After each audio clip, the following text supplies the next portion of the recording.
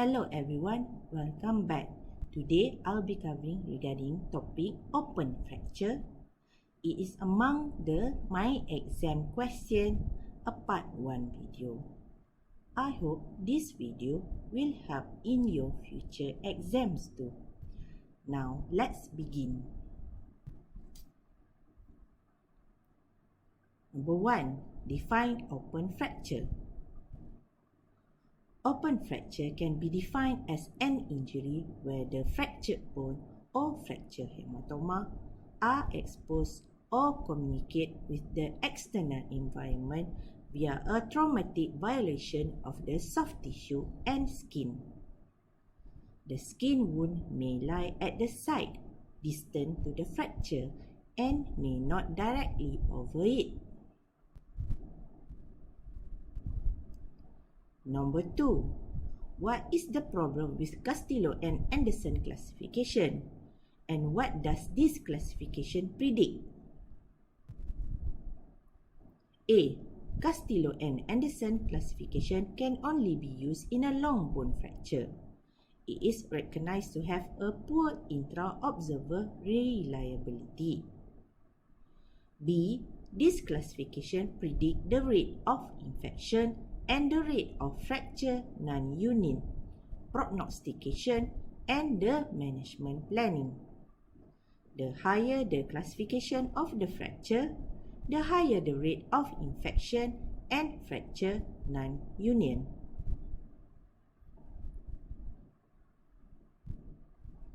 Number 4. What is the risk of infection in A. Type 1, B. Type 2, C. Type 3.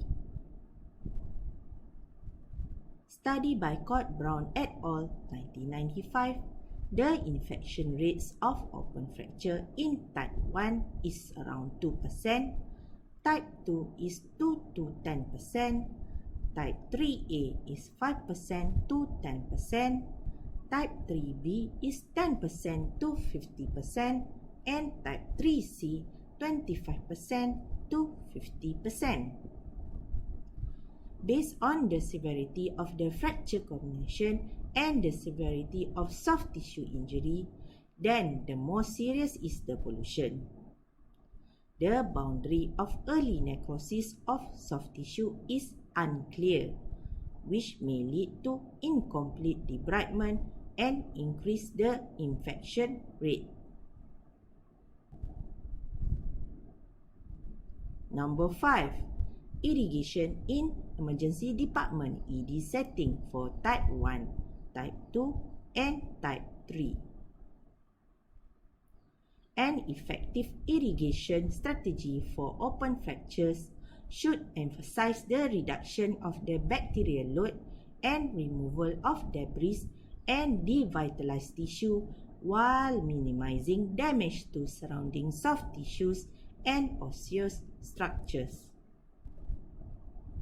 Most clinical studies employ irrigation studies of 3 liter, 6 liter, and 9 liters for the increased Gustillo Anderson fracture types. These volumes are selected based on the availability of 3 liter normal saline solution bags.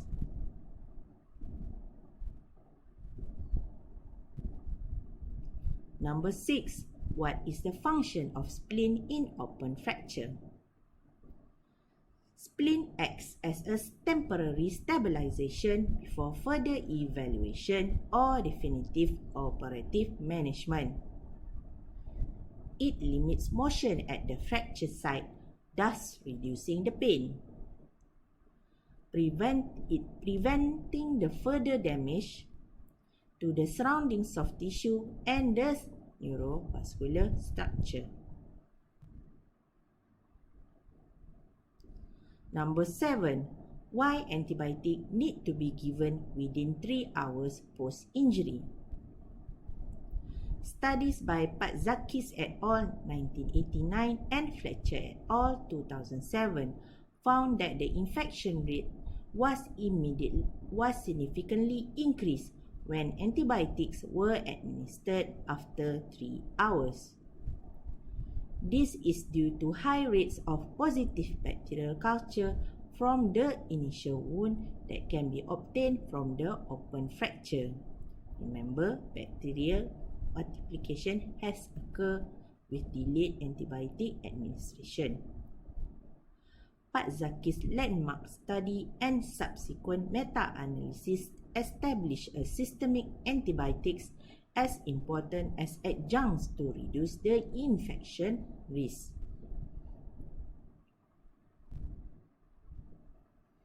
Number 8. Antibiotic of choice for grade 1, grade 2 and grade 3. Study by O'Brien et al. 2014 based on systemic review of 49 studies, antibiotic coverage for gram-positive in all grades of fracture with addition of gram-negative coverage in grade 3 fractures.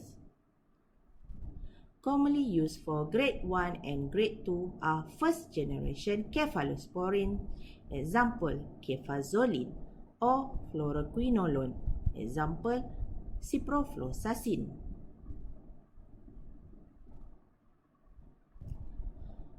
Protocol proposed by BAPRAS.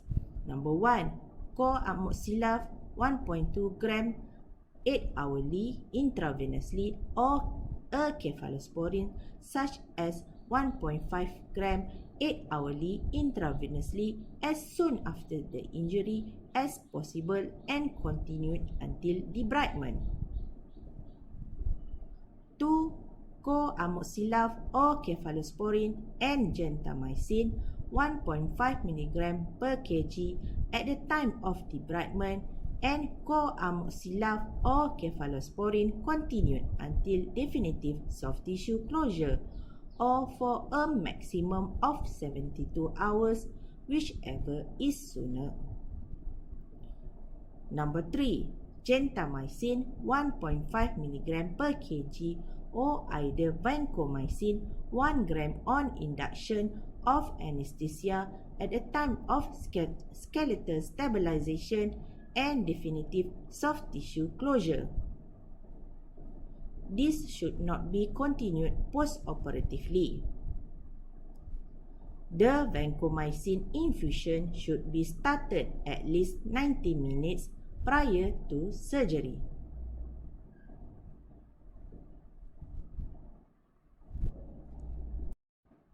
Based on CPG Malaysia Guidelines 2019, for compound fracture or open fracture, the compound fracture, the antibiotics are administered as prophylaxis within 3 hours of injury.